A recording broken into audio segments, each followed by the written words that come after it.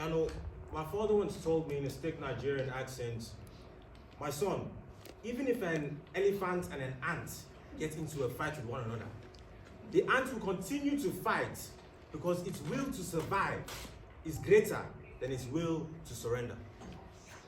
And panel, it is for this very reason that we believe we should not surrender as Ukraine.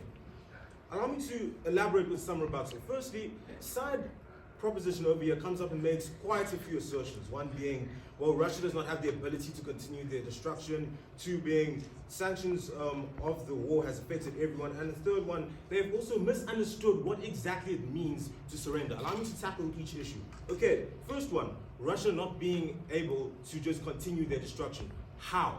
Are you really going to stand up here and tell me that a country like Russia, with their size, with their economic prowess, cannot actually take over the entire world if they so wished with their nuclear destruction?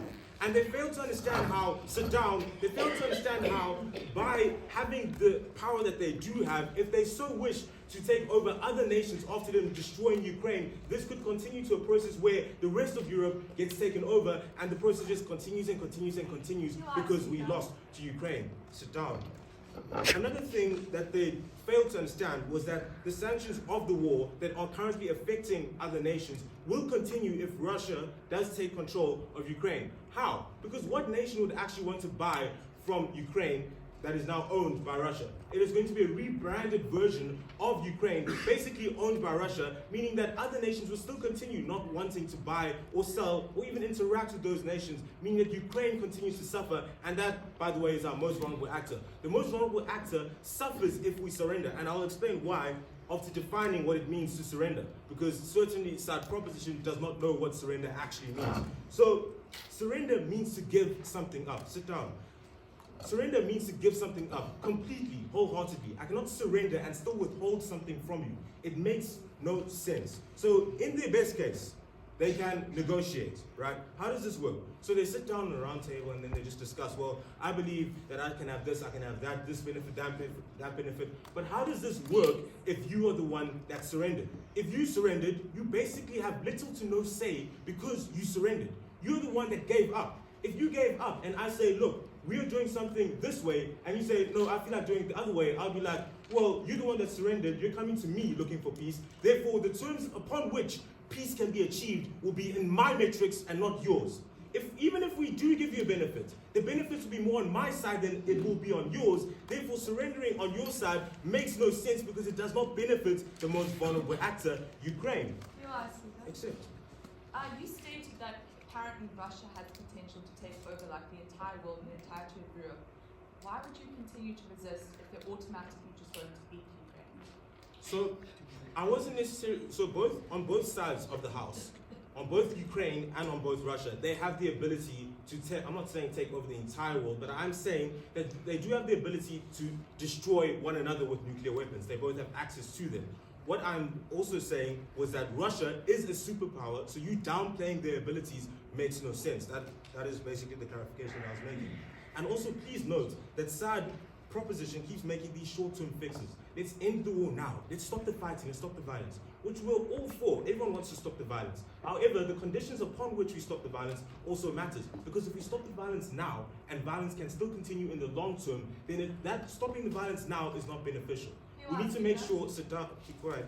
We need to make sure that the only way when we stop violence, we stop it in such a way that it's beneficial for both sides so that afterwards the violence cannot continue down the road, creating a long-term solution instead of a short-term one. A quick context where, because quite frankly, today has been very messy. So the belief that on side proposition, here's the entire context. They are under the belief that when they surrender to Russia, when Ukraine surrenders to Russia, it will lead to peace. There will be ceasefire and everyone will surrender. Economic control of Ukraine will go to Russia and they will be able to negotiate terms of the surrender, and then this war will just peacefully come to an end. However, this is not a realistic painting of the picture, because if we surrender to Russia, as I said earlier, it causes a whole lot of other detriments to Ukraine, which is your most vulnerable actor in today's debate. How are they going to benefit in a country where Russia has all the control, over their economic standpoint. And why is this a problem? Because, well, if Russia disagrees with who Ukraine has an economic relationship with, what will Russia do? Simply just cut it off. And it makes this unnecessary scenario where a country that was independent of Russia now has to become dependent of Russia just because of the mere fact that they surrendered. On our side of the house, how are we better for the most vulnerable actor? We fulfill the incentives of the most vulnerable actor.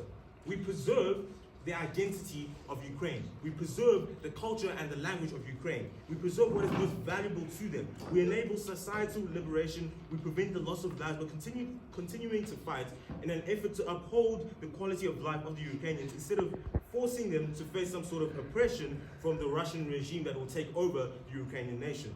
So they provide a short-term fix, sit down, we provide a long-term fix. So we are more beneficial in the long run, they are less sustainable. Onto some substantive. Yeah.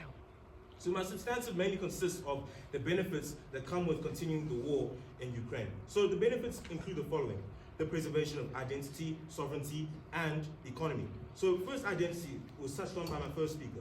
Why is it important for us to preserve the identity? This can only be achieved on our side of the house. How? Well, we need to understand what exactly is identity.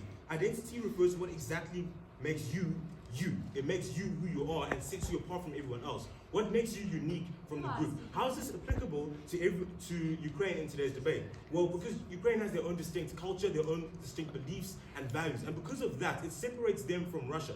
So if they were to surrender to Russia, they would forfeit all of these values that are so important to them. They would forfeit their language, they would forfeit their culture to adopt to a new Russian regime, forfeiting what is most valuable to the most vulnerable actor, meaning that it's least beneficial to them. Therefore, I would prefer a side of the house where we actually aid to the most vulnerable actor and not one that does not. On the side of sovereignty, except?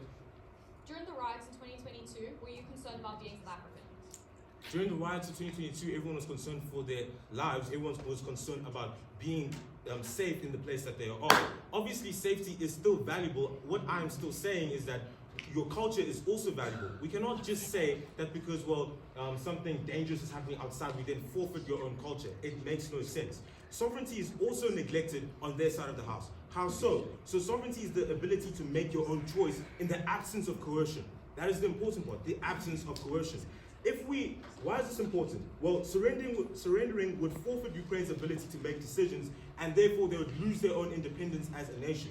They would not be able to sustain themselves, and instead they would have to be reliant on the Russian regime, which would lead to more loss of lives, more deaths, and potentially Russia even believing that they can take over more and more nations in the rest of Europe. Now, why is this bad? So Ukraine's sovereignty and autonomy is being damaged, and the moment they lose their sovereignty, the decisions that they make would be invalid. Under economy, surrendering the war would cause Ukraine to forfeit their international economic relationships, which worsens life not just for Europe, but for the entire world. If I have a good relationship with Ukraine and Russia does not like who I am as a country, then it causes that relationship to cut off, causing international relationships to just break down, all because of the intervention of Russia. It is not beneficial to anyone, and therefore we prefer a side of the house where we can actually benefit the most vulnerable actor in the long term and not in the short term by providing a short-term fix and just ending the war tomorrow. We stand by side opposition, and I've never been prouder to oppose. Thank you.